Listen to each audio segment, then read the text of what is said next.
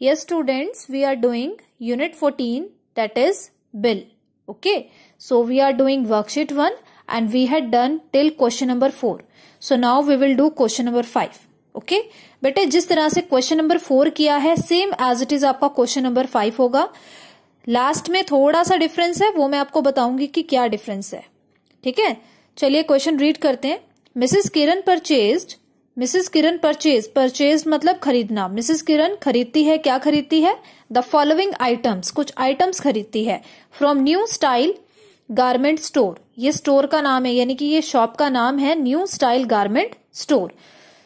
अब नाम से हमें पता चल रहा है कि गारमेंट की शॉप है ना, तो ये इसका मतलब वो गारमेंट्स खरीदती है. करोल बाग दिल्ली, ये एड्रेस गिवन है दिल्ली करोल बाग ऑन 7 सितंबर 2014. यानी कि ये जो बिल हम बनाएंगे वो 7 सितंबर 2014 का बिल बनाएंगे.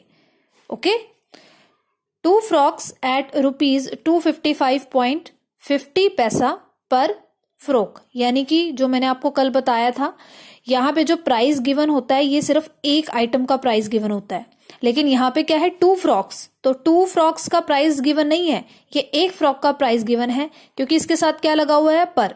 और मैंने आपको क्या बताया था, पर का मतलब होता है 1. ठीक है, तो 1 फ्रॉक का प्राइस आपको गिवन है. 2 का हम कैसे निकालेंगे, 2 को मल्टीप्लाई कर देंगे इस एक ये जो प्राइस गिवन है एक फ्रॉक का, तो हमारे पास 2 फ्रॉक का प्राइस निकल आएगा. उसके बाद क्या गिवन है, और 1 salwar kameez for ₹325. 3 shirts eight ₹125.50 पैसा पर शर्ट. 4 नाइट गाउन्स एट ₹105.50 पैसा पर गाउन. ठीक है, तो इसका हमने बिल बनाना है. तो बिल हम बिल्कुल एज इट इज बनाएंगे जैसे क्वेश्चन नंबर 4 में बनाया था. सीरियल नंबर लिखेंगे.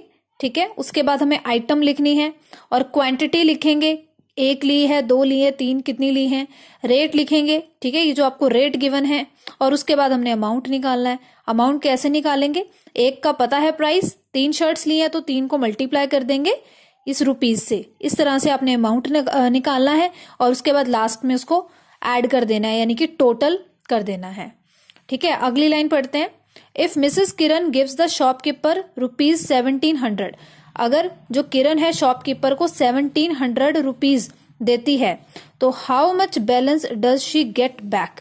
यानी कि इससे तो कम ही बैलेंस आया होगा, है ना. जो बिल है वो 1700 से कम का बना होगा, तभी तो उसको बैलेंस वापस मिल रहा है. ठीक है, यहां से हमें ये पता चल रहा है कि इससे कम का ही बिल बनेगा. तो पहले हम बिल बनाते हैं, उसके बाद फिर मैं आपको ये वाला स्टेप बताऊंगी.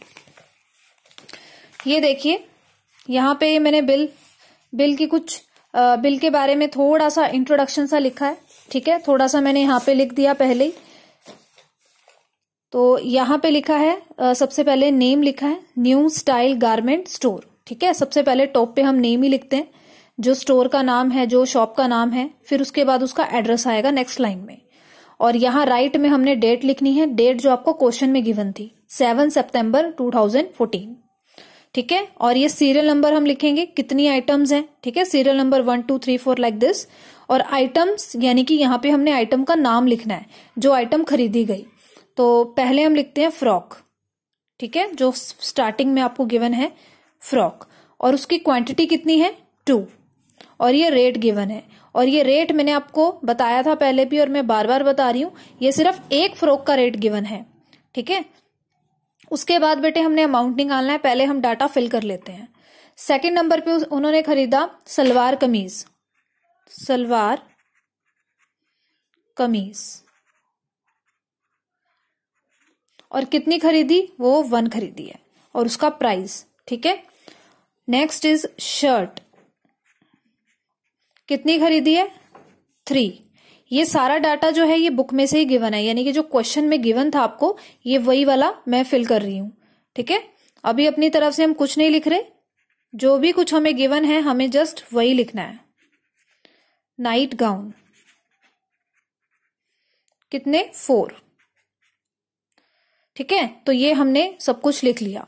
Now we have to find the amount here. अब यहां पे बेटे हमारे करने का काम है, ये तो वो चीजें मैंने लिखी है जो आपको क्वेश्चन में गिवन थी.